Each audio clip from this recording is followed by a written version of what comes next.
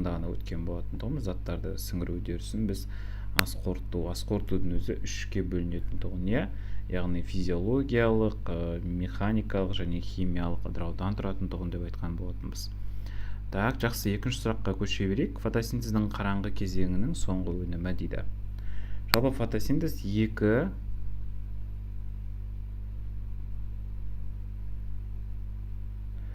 нұсқа талдау қанша тұрады, жауап беріңізші дейді. 602 теңгеге сатып алдым. Каспийдан сразу QR көрсетеді, сол QR мен алсаңыз болады.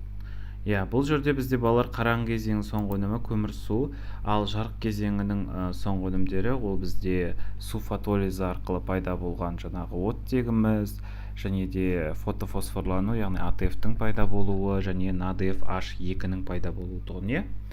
Так, келесі үшінші сұраққа көшеміз. Ағзаны жұқпалардан қорғайды.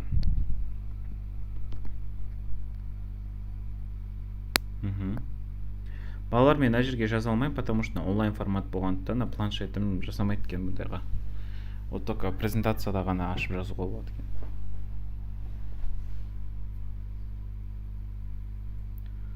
Доступ қанша рет дейді? Доступ бір-ақ рет қой.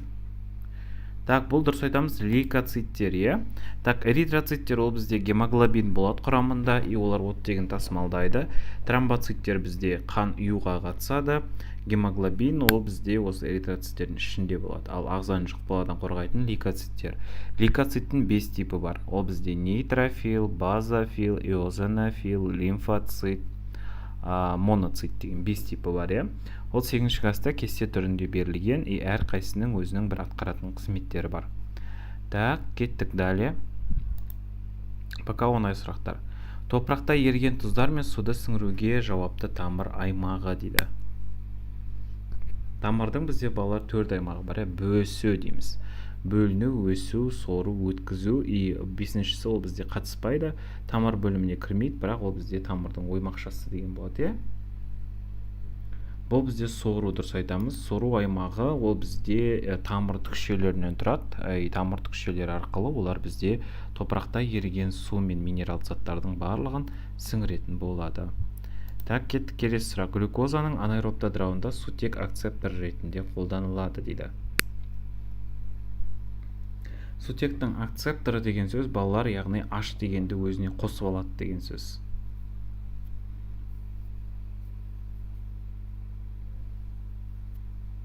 Лейкоцит ақ түсті болады.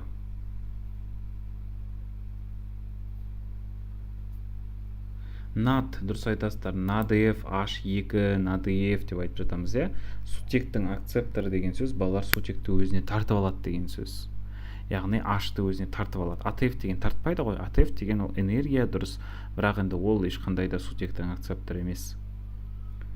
Так, жақсы, әрі қарай кеттік. Келекер митохондрияны ең алғаш қалай атады? Жалпы бізде митохондрияны ашқан топ 3 ғалым бар, е? Келекер, Альтман және Бенде деген.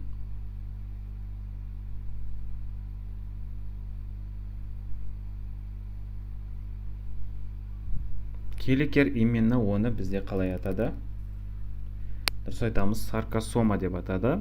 Так, Бенде ол бізде биобласт деп атайды, и Альтман ол бізде митохондрия. Или наоборот, Альтман бізде биобласт, кім не деп атайды? Митохондрия деп атайды үшін. Так, одан пурин дегеніміз не еді? Ол бізде митохондрияның сыртында нәрвузды түзілістерді өткізетін тесіктер, я? Былайша айтқан кезде саңылаулар, пурин деп отырғанымыз сол. Так, кеттік келесі. 7-ші сұрақ. Су алмасуының шөлдету орталығы орналасқан буын дейді. Афференттік, эфференттік шеткі орталық. Мынаны біз өттік балалар. Онша кімдер білу керек? Шілде ағымдары. Я, бұлшықтың ішінде болады, дұрыс айтасыздар. Шілде ағымы өткен мынаны.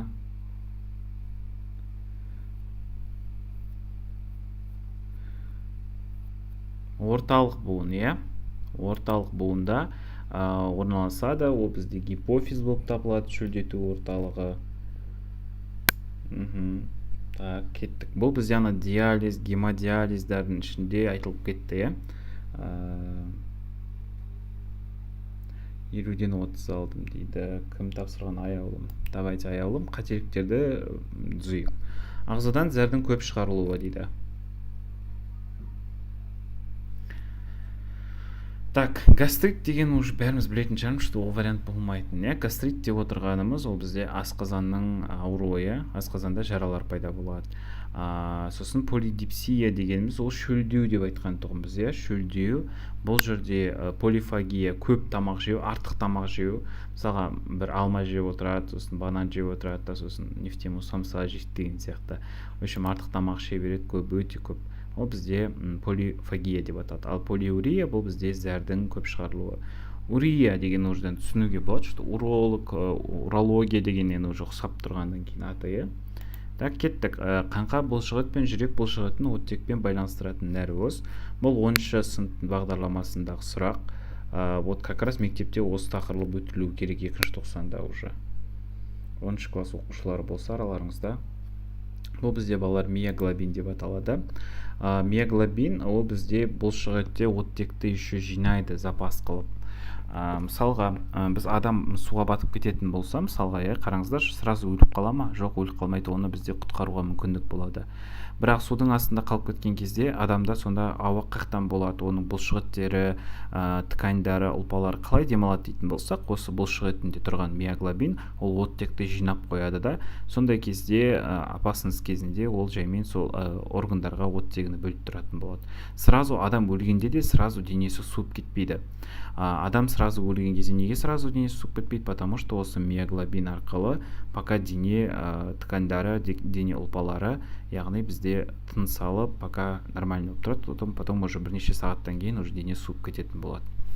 Так, альбумин деп отырғанымыз ол не? Альбумин ол бізде қанның плазмасының құрамында болатын нәрвоз. Альбуминдер ол бізде витаминдерді, майда еритін заттарды, май сияқты заттардың барлығын тасымалдайтын болады, гормондарды. Ал фибриноген қан ұюға қатысады, гемоглобин эритроциттердің құрамында болады. Гемоглобин бізде аллостериялық нәрвоз. Неге десеңіз, ол бізде 4 суббірліктен тұрады. Альфа-1, альфа-2, бета-1 және бета-2 деген. Бұл 4-ші реттік құрылымдық нәрвозға жатады. Гемоглобиннің құрамында бізде феррум болады, и ол эритроциттердің саны да көп болу, жалпы гемоглобинге де байланысты біздің қанымыздың түсі қызыл болады екен.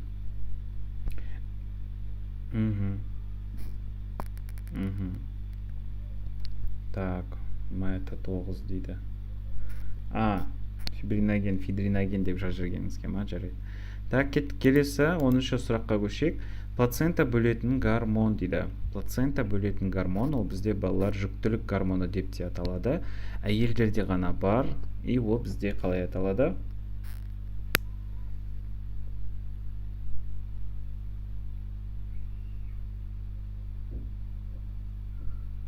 Ол бізде прогестерон, дұрыс айтамыз. Так, басқа гормондарды айта өтейік. Так, тестостерон ол бізде ұлдарда бөлінеді, яғни именно ұрық бездерінен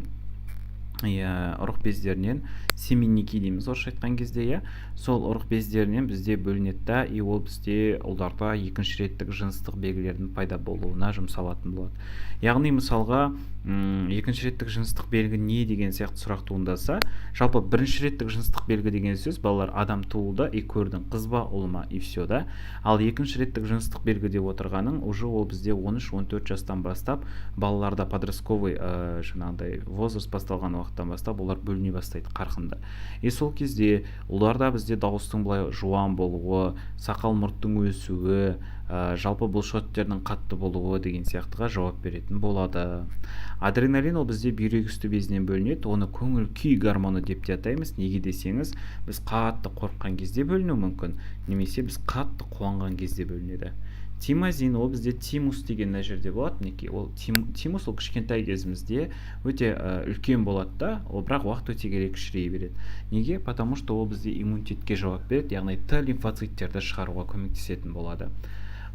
И вот сол.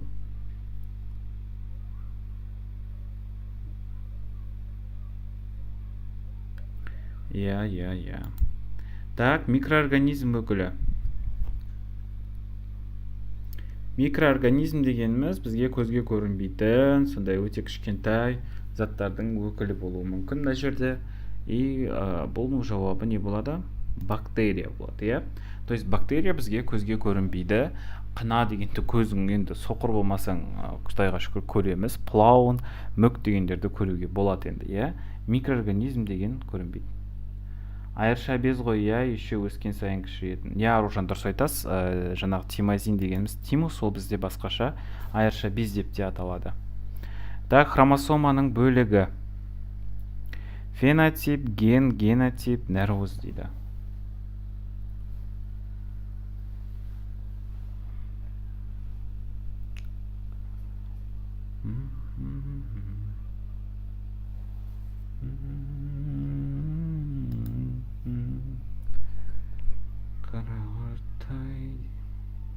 Так, балалар, ген болады. Хромосоманың бөлігі. Давайте хромосоманы еске түсірейік. Хромосома ол бізде осында екі таяқтан тұратын тұғын. Осында екі таяқтан тұратын тұғын. И осы екі таяқтың жалпы атаулары бар. Таяқтың аты хроматида деп аталады. Вот хроматиданың іші бізде спиральданған жіпшелерден тұратын тұғын. Ол бізде хроматин деген жіпшеден тұратын тұғын. И ол хроматин жіпшесін алып қарайтын болсақ, оның бір бөлігі ген деп аталады, ал геннің ішінде ДНК болады, иә. Ал генотип, фенотип деген олар бізде балар сыртқы көрінісіне және ішкі көрінісіне байланысты белгілердің өзгеруі, иә. Ол бізде терминдар. Енді нәруыз, итак, ол барлық жерде нәруыз ғой. Кеттік, келесі. Аса жақсы бейімделген түрлердің тірі қалуы.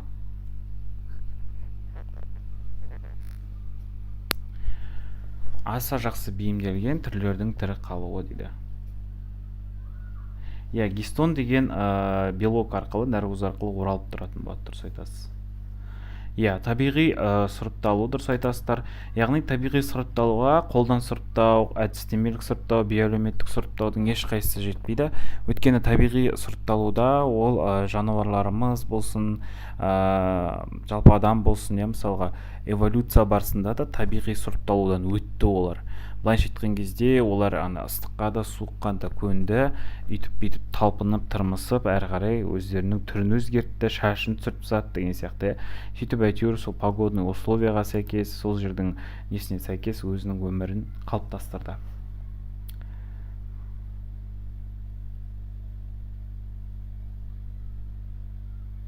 Иә, слабыйлар өледі, мықтылар қалады. Осыған байланысты бізде 7-ші класста емес, ол бізде 8-ші сыныптың аяқ жағында бар.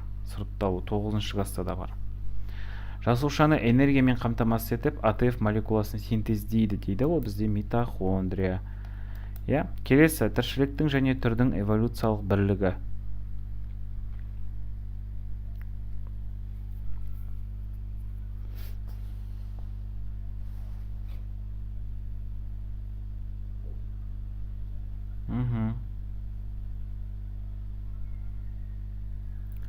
Так, біреулер гендер дрейфі деп жатыр, біреулер С дейді, біреулер Д дейді, біреулер вообще мутация деп бүкіл варианттарды айтып жатыр.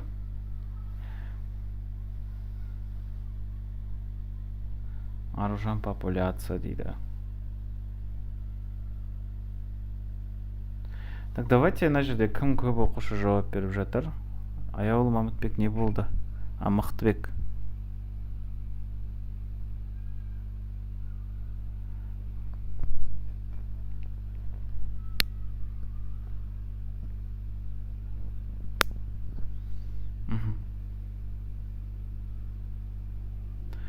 Так, балалар, тіршіліктің және түрдің эволюциялық бірлігі дегеніміз популяция деп белгілеп жатыр, иә, көбісі. Неге популяция дейсіздер? Бірінші обоснование қояқшы. Популяция дегеніміз не еді?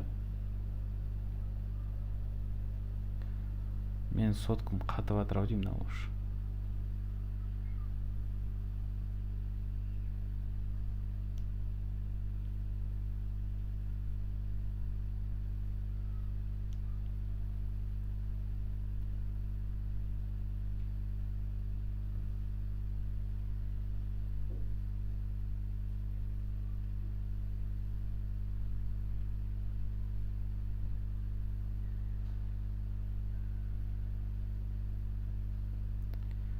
Балалар, мен соткым қатып батыр. Қазір мен сіздердің жауаптарыңызды оқиын десем, мынаяқтан чаттан көре алмай жатырмын үшін.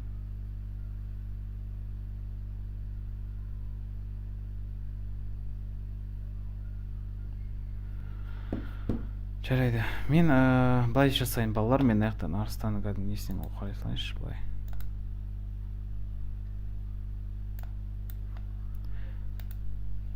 Так, жарайды. В общем, қазір мен сотым қайттан қосылсыншы, қызып кетіпті и өшіп қалды. Так, тіршіліктің және түрдің эволюциялық бірлігі дегеніміз, балалар бізде осы популяция деген ответ келеді. Гендер дрейфі дегеніміз, ол бізде көшуі, гендердің ауысып отыруы, ол бірлік емес. Популяция деп отырғанымыз именно ол не болып табылады? Ол бізде уақыт бірлігінде белгілі бір жерде тіршілік ететін даралардың жиынтығын біз ол бізде популяция деп атаймыз, иә.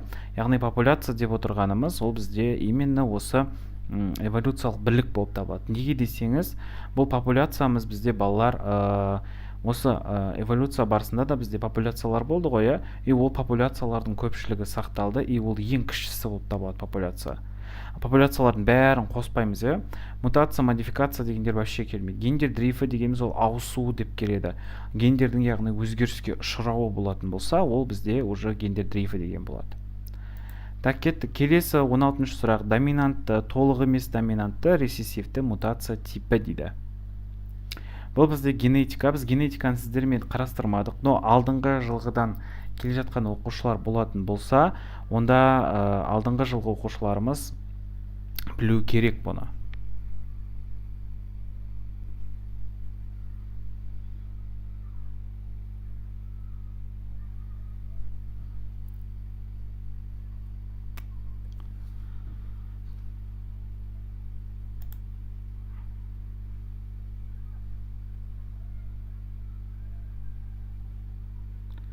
Мықты комментарий. Все, енді көрдім.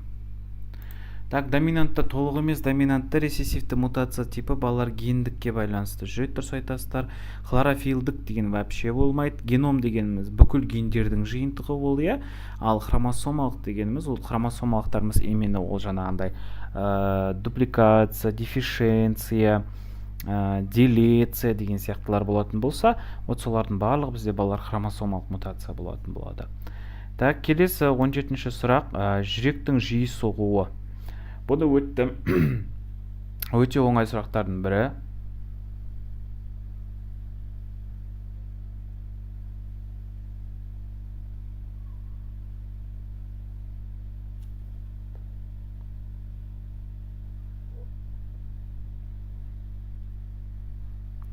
Жүректің жиі соғуы балалар бізде тахикардия деп аталады, иә. Яғни мысалға адамның жүрегі нормада 65-75 рет соғу керек минутына.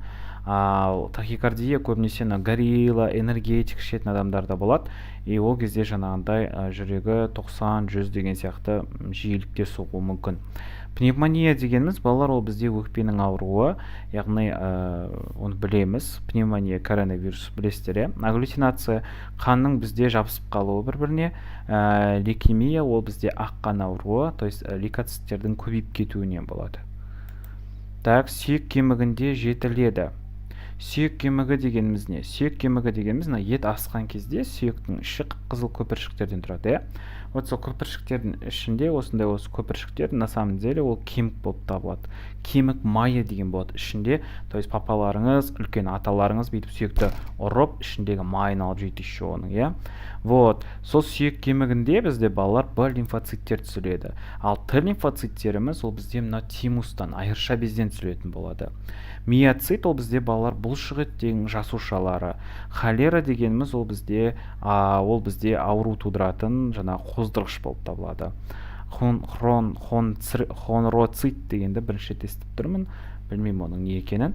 Холера ол бізде іш сүзегі ауруын тудырады көбінесе. Тырысқақты тудырады, тырысқақты. Іш сүзегі ол бізде іш сүзегіміз осы, иә, тырысқақты тудырады. Холера вибриондары дейміз, бактериялық ауру. Өсімдіктің жарық көзіне қарай бағыттала өсуі. Мынаны мен шілде ағымына өткен болатынмын. Шілде ағымы білу керек бұны. Нутация, жаңағыдай Настя, гаптонастия, фототропизм, таксис дегендерді өткен болатынбыз, иә.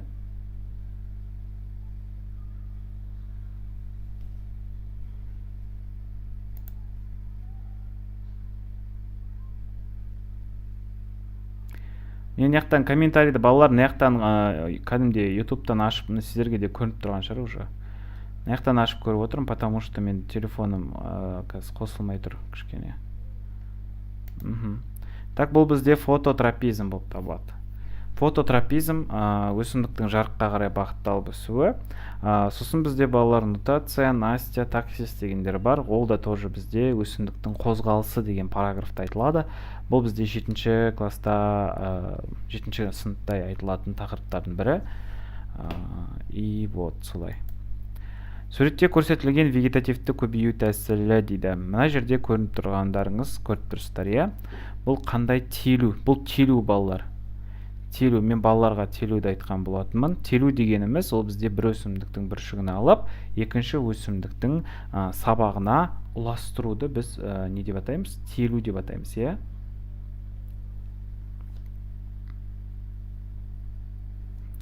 Яғни бұндай телуіміз балалар бізде т тәрізді тілік дейміз, болмаса мындай т тәрізді тілікті тіліп қоямыз да, бір өсімдіктің бүршігін алып кеп телу, ол бізде көшше арқылы телу деп аталады, көшшелеп телу. Түйнек арқылы көбейту болса, ол картоптың суретін береді. Жанастыра телу дегеніміз екі өсімдіктің сабақтары бір-біріне қосылып тұру керек.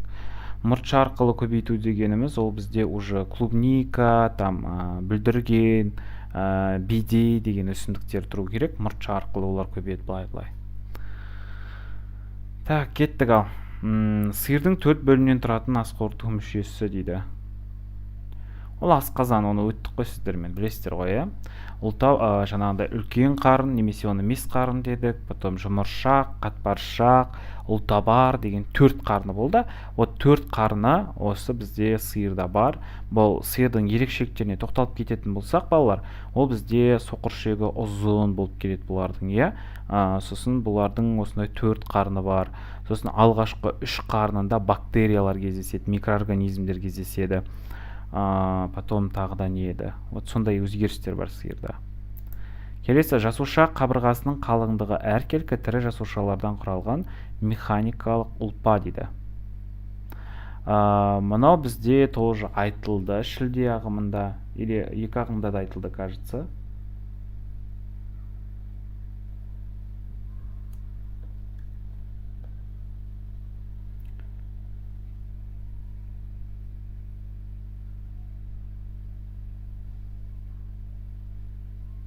Сіздерде де айттым, иә?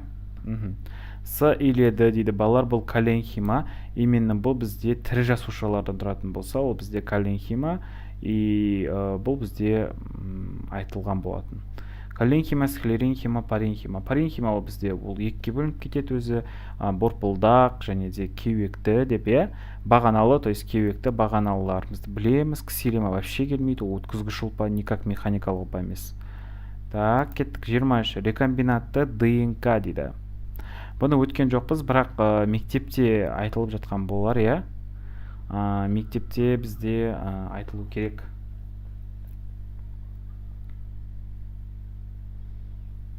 Комментария жаңа кім сұрады? Қосылды комментария. Комментария қосылды балалар. Комментарияларыңызды оқып отырмын. Яқта дұрыс жауапты жазып жатыр екенсіздер. Мен бағана енді оқымадым ғой. Оқи алмадым өткен, иә?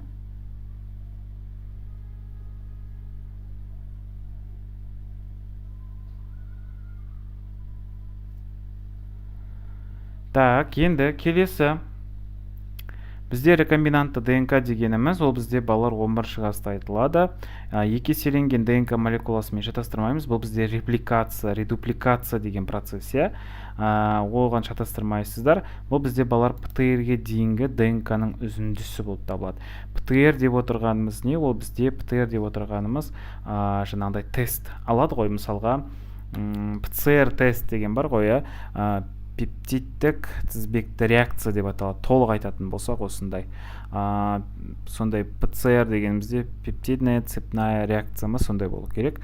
Бұл бізде балалар ПТР-іміз жаңағындай білесіздер, не үшін керек екен.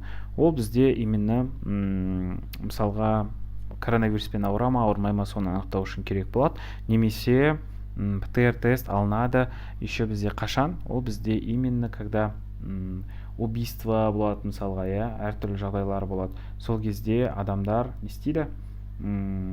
Иә, сүйек кемігі деген костный мозг балалар. Юстади мен тапсыр. Юстади олар мен тапсыру қарағам сұрақтарын онша емес. Давление не үшін көтеріледі бағана сұраған дейді. Криминалистикада ғой. Давление не үшін көтеріледі, ол бізде дұрыс тамақтанбағандықтан қандардың ішінде жаңағындай қан қысымының слишком жоғары болып кетуі, ол бізде жаңағындай тұздарға одан бөлек неге байланысты? Тамақтануымызға байланысты. Тез бітірейікші ағай дейді. Диана, асығыс болсаңыз шыға берсеңіз болады. Мен ешкімді қинап ұстамаймын. Так, кеттік. ПТР тестқа, яғни ол бізде рекомбинантты ДНК, яғни бір кусочкісін осылай алып алады. Өзіне керекті. Глюкозаның организмде жеткіліксіздігінен туындайтын ауру, ол бізде балалар екі ауру бар, ацидоз және де кетоз деген ауру. Ол кезде жаңағындай адамның басы айналады, құсқысы келеді деген сияқты, давление екеу бола ма дейді. Жоқ, адам әркімнің давлениесі әртүрлі ғой. Давление біреуде низкий болады. Біреуде низкий болады, нормасы оның низкий давление. Мысалға менде низкий давление норма болып табылады. Менде өзімді нормально сезінемін. А мен когда давлением жоғарылап кетсе, наоборот, мен құлағым бітеліп, ауырап, сөйтіп кетемін да. Ал кейбір адамдарда и таки высокий давление, олар наоборот давлениесі түсіп кететін болса, онда олар өзін жайсыз сезініп ауырып кетеді.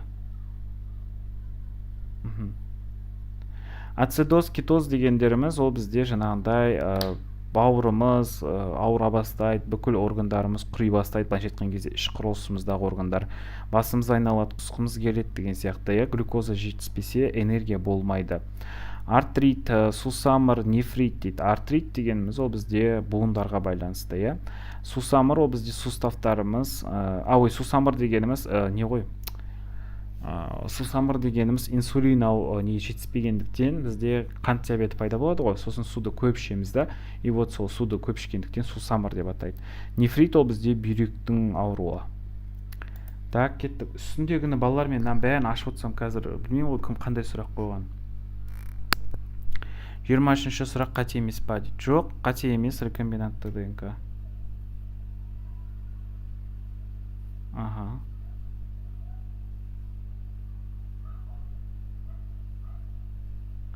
Так, гетерозигота ағза генотипі дейді. Гетерозигота дегеніміз 4 әрпіде 4 түрлі болу керек деген сөз. Значит,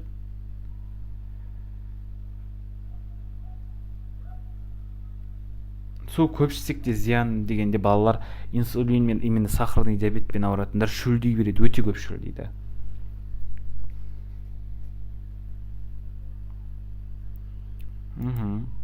А үлкен, А кішкентай, Б үлкен, Б кішкентай, 4 әрпіде 4 түрлі болу керек.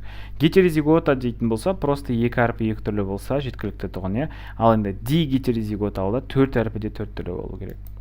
Так, кеттік. Енді балалар клондау, яғни контекстік сұрақ. Клондау дегеніміз, мінекей, ана жерде доли қойын беріп қойған. Ана жерде клон туралы 1046 текст бар екен, ана жерде.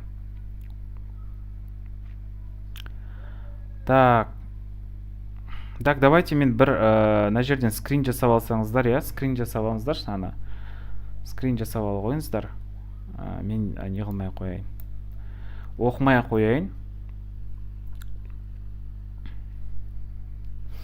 Міне, балалар, жалпы бізде доли қойын жасау үшін не істеледі? Бірінші осыны айтып кетейік. Доли қойын алу үшін бізде жаңағындай жұмыртқа жасушасын алады, және де бір қойдың дене жасушасынан алады да, ол екеуінің жасушаларын жаңағындай ядроларын ауыстырып тастайды. Сөйтіп мынаның ядросына, міне именно мынау ұлпалық, яғни кәдімгі обычный дене жасушалынан алынған жасушаның ядросына алып, оны бізде ұрықтандыра алатын жұмыртқа жасушасының жаңағындай ядросына алып тастап, соны орнына салады. Сөйтеді да, бұл бізде жасушамыз көбейеді да, осыдан бізде қой пайда болады. Но қой потом бізде өліп қалған, доли қойы. Так, бұл бізде именно ғалымдар доли атты қозының клонын алғанда қолданылған дене жасушасы желін деп аталады. Желін дегеніміз оның, былайша айтқан кезде, сауатын несі? Төсі, былайша айтқан кезде, сауатын кәдімгі желіні сүтке толып тұр деп айтады, мысалға бізде қазақтарда, ешкінің, қойдың. Енді бізде бірақ қойды ешкіні саумайды ғой, ешкіні сауат мысалға, 9-шы класста бар клондау деген тақырып, 11-шы класста да кездеседі клондау. Келесі, жануарларды клондау әдістерінің ішінде ең табысты әдіс дейді. Так, ұрық жасушаларын ұрықтандыру, ядроны көшіру, дене жасушаларын ядроларын қосу, митохондрияны көшіру дейді. Сиыр болатын кезде желіні дейді ғой дейді. Дұрыс айтасыздар, иә.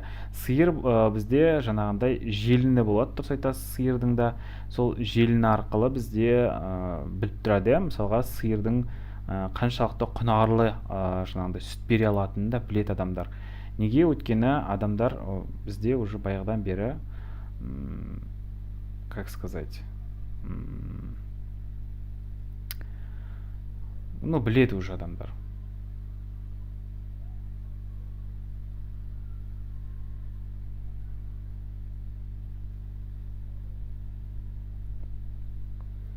Так, жануарларды клондау әдістерінің ішінде ең табысты әдісіміз ол бізде ядроны көшіру болып табылады. Ядроны көшіру, ол бізде жаңағыда айтып кеттім. Мынаяқтан бізде ядросын алады да, мынаған тік салып жібереді деп, иә. Так, келесі клондау түрлері дейді. Бізде балалар клондаудың екі түрі бар. Бізде толық және ішінара дейді. Толық дегеніміз, яғни бір организмді толықтай клондайды. Яғни тура, мысалға, рич деген сок тұр мен алдымда, осының соктың тура осындай қаптамасымен, тура осындай бізге шығаратын болса, екінші сок пайда болды. Мысалға, оның клоны толық клондалған. Ал енді бізде ішінара деген болады, яғни тек қана мынаның кірішкісін көшіруге болады. Мысалға, иә. Мысалға, адамды алатын болсақ, именно ол бізде адамның бір белгілі бір органдарын клондайды. Мысалға, жаңағы бүйрек, мысалға, немесе бауыр деген сияқтыны, оны бізде бағаналы жасушалар арқылы өсіріп, мысалға, Японияда шығарып жатыр. Мысалға, адамның құлағын шығарған бағаналы жасушаларды өндіру арқылы клондап, именно бір құлақты шығарған деген сияқты. Так, балалар, қазір бір скрин болса, мен шөлдеп кеттім, аузым көпіріп кетті, бір су ішіп алайын. Сіздер не қылып алыңыздар? Скрин жіберіп, қайта келіңіздер, окей?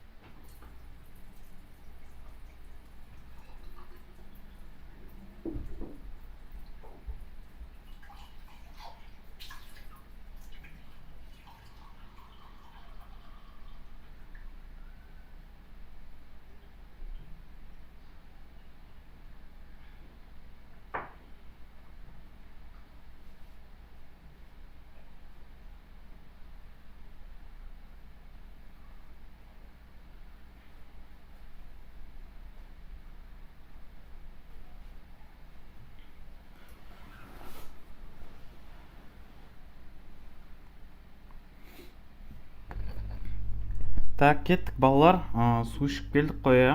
Ойбай, су ішіп келдік қой деппін ғой. Скрин жіберіп болдық па? Қазір соңғы кездері мүлдем қатты шаршап жүрмін. Энергиям деген почти 0 болып тұр. Сондықтан да ренжімейміз. Берілген суретте 3-ші нөмірде бейнеленген дейді. Мынау бізде не белгіленген?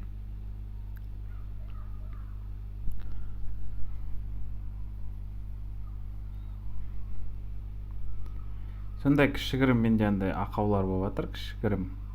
Сондықтан не істемеңіздер, қатты жүректеріңізге алмаңыздар. Мұғалім болу оңай емес. Мұғалім болу вот именно оңай емес.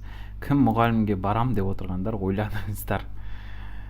Мектепте қосымшада сабақ берген кезде андай вообще шаршап қалуларыңыз мүмкін. Жұмыртқа жасушасына енгізілген ядро болып табылады, жаңа айттым, мінекей ана жұмыртқа жасушасын алды, мынаны дене жасушасын алды да, соның ядросын бүйтіп салып жіберді. Так, кеттік келесі. 30-шы сұрақ, суретте берілген 6 нөмірінде бейнеленген дейді. 6 дегеніміз мынау. Енді 6 деп отырғанымыз, мына жерде жасушалары көбейіп жатыр, иә? Яғни, мына жерде уже жауаптары бар. Бұл жерде не болады? бластомер жасушалар болады, яғни жасушаларымыз өйткені бізде көбейіп жатыр деген сөз. Вот бластула, гаструла, нейрула дегендерді сіздер өтулеріңіз өткенсіздер, кажется, мен өттім сіздерге. Вроде өткен сияқтымын. Бластула, гаструла, кеш гаструла, нейрула деген сатылар бар. Вот мысалға бластомер, вот мына жерде жасушалардың саны осы бөлініп көбейіп жатыр. Так, келесі 31-ші сұрақ бізде жаңағындай сәйкестендіру сұрақтары. Механорецепторлардың түрлерін қызметін сәйкестендіріңіз дейді. Барорецепторлар және вестибулорецепторлар. Так, барорецепторлар дегеніміз не? Бұл бізде балалар барорецепторлар дегеніміз бізде балықтарда келді көбінесе. Балықтардың жаңағы бүйір сызығында орналасады. Что еще бізде не айтылған еді осы барорецепторлар бойынша? Бұл адамдарда да бар, қысымды реттейді деп айтқан тұғымыз, баро қысым, дұрыс айтамыз. И бұл бізде қысым қаяқта реттеледі? Мына жерде қарайтын болсаңыздар, ішектегі газ жиналғандағы созылуға жауап қайтарады. Яғни бізде мына жауап кішкене более правдоподобный, чем басқаларына қараған кезде қарасаңыздар, зат алмасудың реттеудің орталығы болып табылады дейді, вообще келмейді. Жоғары жиілікте тербелістердің теріге әсерін қабылдайды дейді, жоқ. Денені ию кезінде жылдамдықпен тербеліске жауап береді, жоқ. Так, енді іштегі газдардың созылулары деген сөз бізде жаңағыдай ішімізде газ жинақталады, яғни біз артық газдарды шығарып тастап отырамыз, оны білесіздер. Оны ешкім үйретпейді, ол да бізде шартсыз рефлекс. Шартсыз рефлекс. Так, ол бізде, яғни біз газ шығарамыз. Ол ешкімге жаңағыдай не емес. Бәрінде де бар ол процесс, Так что так что ол бізде барорецепторларымыз сол қысымды ұстап тұрады да, сен ұстап жүресің да. Мысалға сен кездесуде отқан кезде пышт деп газды жібере салмайсың ғой, сен оны ұстап отырасың. Мысалға біреумен кездесуде отсаң, тамақ ішіп отқан кезде мысалға болмайды оны, сен білесің ол ұят екенін. Вот то же самое барорецепторлар бізде ол қысым арқылы ұстап тұрамыз да газды, и сосын тық кетіп қаласың уже әжетханаға, сосын сол жақта тірлігіңді бітіріп келесің деген сияқты. Кеттік әрі қарай. Так, енді кейбіреулері может жібере беретін шығар, енді білмеймін оны. Келесі вестибулорецепторлар, ол бізде мына құлақтың ішінде болады, вестибулярный аппараттарда, Вот вестибулярный аппараттарда осы бізде қысым деп ғой. Бұл жерде сұйықтық болады ішінде, и соған байланысты біз алдында айтқанбыз, мысалға вестибулярный аппарат нашар дамитын болса, адамдар жаңағы карусель, неше түрлі аттракциондарға отырған кезде басы айналып, құсқысы келіп сөйтуі мүмкін, И вот сондай болмас үшін де бізде вестибулорецепторларымыз именно денені ию кезінде жылдамдықпен тербеліске жауап беріп отырады. Егер де сіздердің вестибулярный аппараттарыңыз күшті дамыған болса, онда рецепторларда жақсы жұмыс жасайды да, и сіздер аттракционға отырған кезде қорықпай, деп айқайлай бермей, в общем, нормально отырып күшті қайтасыз. Ал вот вестибулярный аппарат нашар дамыса, онда сіз қорқып ана жерде дірілдеп қалтырап, құсқыңыз келіп, басыңыз айналып. Мысалға мен өзім негізінде вестибулярный аппарат нашар дамыған. Мен бір рет оқушыларыммен бірге Алматыда бізде фэнтези парк деген бар, соған барғанбыз. Сол фэнтези паркта жаңағындай НЛО-ға отырып, басым айналып, ана жерде құсқым кеп деген сияқты сондай ощущение болады, потому что ол бізде әр адамда әртүрлі дамыған.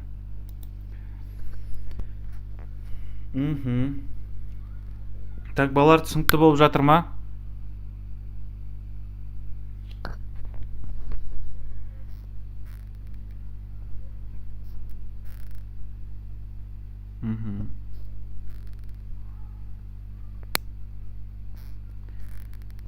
Так, жақсы.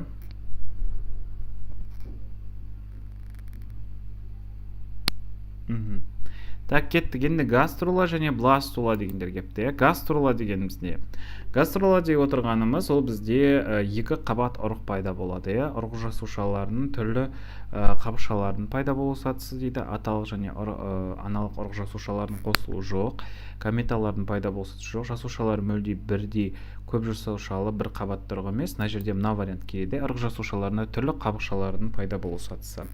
Яғни бұл жерде бізде газ руланы ерте газ рула және кеш газ рула деп бөлеміз. Ерте газ рулада екі қабат пайда болады, эктодерма және де энтодерма деген қабаттар. Ал именно кеш газ рулада балалар бізде үш қабат пайда болады. Үшінші қабат ол мезодерма деп аталады. Ал бластола ол бізде балалар жасушалардың мөлшері бірдей, көп жасушалы бір қабатты ұрық, яғни тек қана эктодермадан тұратын болады. Ал оның іші ондай қуыс болып келеді, оны бластоцель деп атаймыз. Бұны да айтқанбыз, е?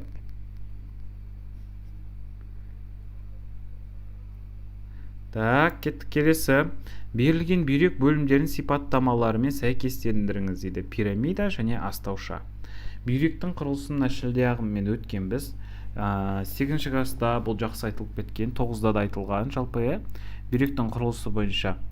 Пирамида деп отырғанымыз не болып табылады? Ол көзге көрінетін, микроскопсыз көрінетін жіңішке жіпшелер деп аталады, е? Ал астауша деп отырғанымыз ол бізден есебағар шығатын кішкене қуыс ұшы, е? Ана пирамидада нефрон бар, дұрыс айтасыз. Анада нефрон бар дейді. Так. Яғни астауша ол бізде уже мынадай астаушамыз келеді да, несебағарға жалғанады. Осы астаушадан бастап бізде бүйректе тас жиналуы мүмкін, несебағардың жолын бітеуі мүмкін солай. Көбінесе жаңағыдай уролитиаз, яғни уролитиаз несептас ауруы бізде осы қуыстардың ішінде тұрып қалады да, әрі қарай адам зәрді дұрыстап өндіре алмайды. Сол кезде жаңағыдай уже несептас деген ауруға ұшырайды. Кеттік, фотосинтездің қараңғы және жарық кезеңдері кеттік. Ал фотосинтездің қараңғы кезеңінде бізде не болады? НДФH2 органикалық заттар, құрамында азоты бар аммиак, пуриндік негіз и гуанин дейді. Енді органикалық заттар дегенді меңзеп тұрған жер бұл жерде именно глюкозаны, е? Ал фотосинтездің жарық кезеңі ол бізде НДФH2 осы сутектің акцепторы болып табылады как раз, е? И болды, бұны өттік. Органикалық заттарды синтездейтін органоидтарды сәйкестендіріңіз дейді. Нәр-өзімізді жаңағыдай түйіршікті эндоплазмалық тор. Неге түйіршікті эндоплазмалық тор? Потому что түйіршікті эндоплазмалық торда бізде рибосомалар жабысып орналасады да, и рибосомалардың қызметтері нәр-өздерді синтезін жалғастыру болғандықтан, то же самое түйіршікті эндоплазмалық торымыз ол бізде нәр-өздерді синтездейді. Липидтеріміз ол бізде майлар, яғни майларымыз бізде қайықта, ол бізде 8 эндоплазмалық торда, яғни майлардан бөлек еще көмір суларды олар синтездейтін болады. Так, келесі 36. Бірыңғай салалы бұлшықеттерде орналасқан холинорецепторлар дейді. Мынау бізде лайфхагын айтқан мен сіздерге. Бұл бізде бірыңғай салалы бұлшықет, яғни үш сөзден тұр, значит ол бізде не болады? М3 болады, е? Молодцы, М3, немесе бұлшықет, қараңыз, е? Бұлшықет, үш буынға бөлінеді деп жаттап аламыз дегенбіз. Так, кеттік, келесі сұрақ. Мынау бізде жұлынның құрылысы көрсетілген. Жұлын 31 сегменттен тұрады. Жұлынның құрылысынан артқы 5 және алдыңғы 6 түбіріндегі нейрондар дейді. Мына жерде бірнеше жауаптар көрініпті, және 5 және 6 дейді. Балаларынан 5 және мынау 6.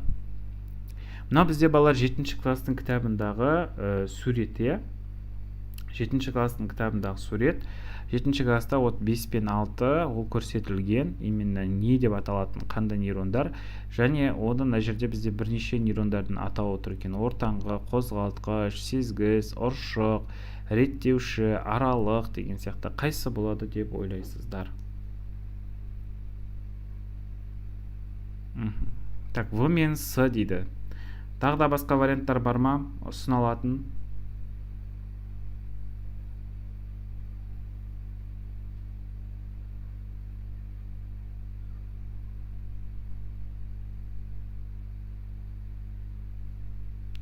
В мен С-дан басқа вариант жоқ, ешкімде. Дұрыс айтамыз, балалар, бұл бізде сезгіш және қозғалтқыш деп аталады, е? Сезгіш және қозғалтқыш, тағы да балалар мен телефон өшіп қалды оны. Маған что-то срочно iPhone алу керек сияқты. Так, қозғалтқыш және сезгіш.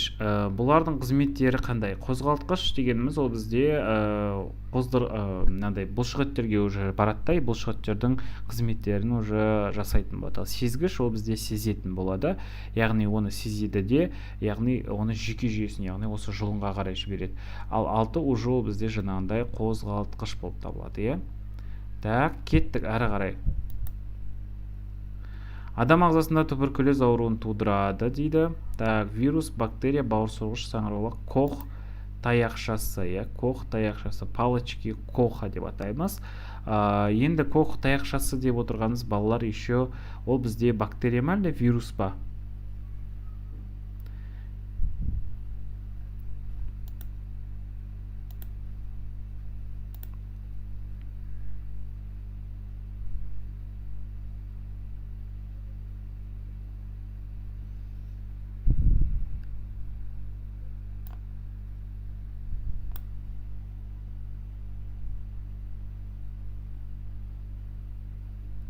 Бактерия дейді, біреулер вирус деп жатыр.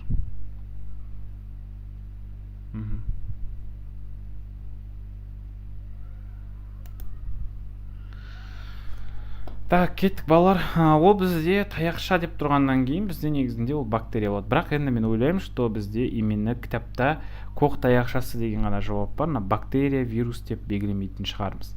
Но көрейік пока, қазір қате болып жатса, то есть тағы да бір балл жетпей тұратын болса, значит сол сұрақтан қате кеттік деген сөз болады. Так, нуклеин қышқылдарының құрамында болатын элементтер дейді. Нуклеин қышқылы деп отырғанымызды біз сіздермен айттық. Ол бізде органикалық зат, и оның құрамында қандай химиялық элементтер болуы мүмкін. Азотты негіздер дейміз, еще бізде бұларда ДНК-ның құрамында азотты негіздер деп атаймыз, но на самом деле азот мына жерде еді только. Одан кейін фосфор қышқылының қалдығы болады, фосфор қышқылының қалдығы. Так, келесі 40-шы сұрақ, мына жерде есеп екен. Дигибридті будандастырудың сызбасындағы белгісіз фенотиптер дейді. Мынау тұрғандар, мына белгісіз дегенге мына жерге точкалар қойып қойыпты. Қараңыздар, мына жерде бізде үлкен А деген ол сарыға жауап береді, ал үлкен Б оның тегістігіне жауап береді. Енді қараймыз, үлкен А мына жерде сұрақ белгісі тұр, үлкен А ол сары болу керек, тегіс болу керек. Сары тегіс дегенде жауап қарайық, мына жерден сары және тегіс бола алады. Потом мынау бізде сары және бізде қандай болады? Бұл бізде бұдыр болатын болады. Бұдыр, яғни Б кішкентай. Сары бұдыр деген болу керек. Сары және бұдыр. Және үшінші мына сұраққа қарайтын болсақ, бұл бізде жасыл тегіс болады. Яғни үлкен Б деген әріп тұр, и ол бізде тегіске береді, ал кішкентай жасылға. Значит, жасыл және тегіс деген жауаптар бола алады екен. Так, енді жаңағы сұраққа байланысты бізде туберкулез ауруына байланысты, оны кох таяқшасы деп айттық. Ол бізде бактериялық ауру болу керек негізінде. Бірақ енді қалай ойлайсыздар, оны белгілейміз ба, белгілемейміз ба?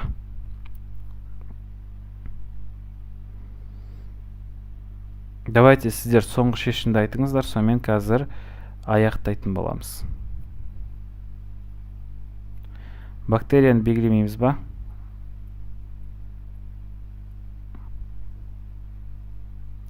Белгілек дейді. Белгілеп көрейік дейді. Давайте белгілеп көрейік онда. Бактериялық ауру деп белгілейміз. Так, осымен балалар бізде сұрақтарды қарап шықтық. Негізінде қатты прям вообще наны білмейміз ғой, наны өтпедік қой дейтіндей сұрақтар жоқ. На самом деле негізінде енді бұл, конечно, пробный ғой. Қатты қиын сұрақтар жоқ негізінде. Просто кішкене адамды ойландыратын кейбір сұрақтар болуы мүмкін. Но на самом деле біз бәріне уже жауап беріп шықтық. Так, балалар, аяқтауды баса берейін ба? Көреміз ба?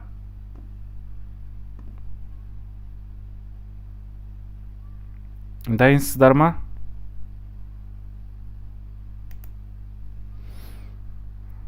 Келесі пәнді көрмейміз ба? Химияда? Ойбай, химиянадай болып тұрген ғой деген соң мына жерде сразу қоя салайық. Так, давайте аяқтау дегенді басайық. Растау дегенді басамыз, Үшкек ол қырсақ қанша болады десең ба? Так, ол бізде 5 болады, иә. Тестілеуді аяқтаймыз. 49 дейді. Так, бізде қай сұрақ қате кетті, көрейік. 50 балдан 49. Так, мына жерден 23-ші сұрақта бізде қате деп берді. Давайте 23-ші сұрақты көрейік. Кстати, бағана біз А, Е деп жауап не бердік қой? 2 жауап бердік қой, анау неге? Бактерия и не деп коқ таяқшасы ол бізде дұрыс деп саналыпты. Молодцы. Так, ал именно 23-ші сұрақ бізде В қате болыпты. Енді қазір мынау сабақ біткен соң, яғни көресіздер да, именно айналдырып келетін болып көретін боласыздар. ПТР мекен? Так, есеп жіберіп едік қой, шығарайық дейді. Аха. Бірақ ол Мадина Мұратқызы ол бізде неде келмейді. ОБТ-да ондай есептер келмейді, ол олимпиаданың есептері ғой негізінде.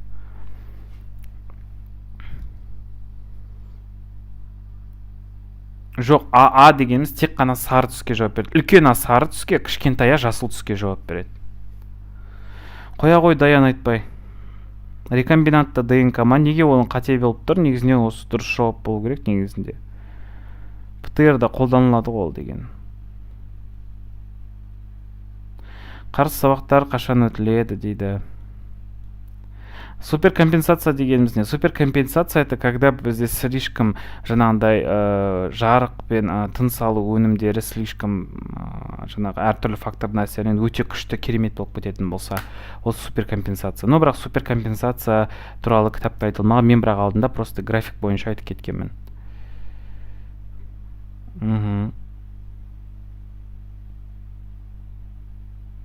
Или қатыспай қояйын ба биодан дейді.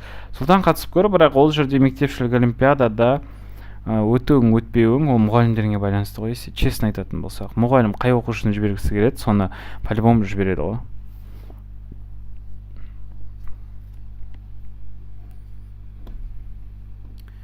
Я, балалар, сабақ аяқталды, уже сағат 5 болды. Сау болыңыздар, аман есен жүріңіздер. Сау болыңыздар.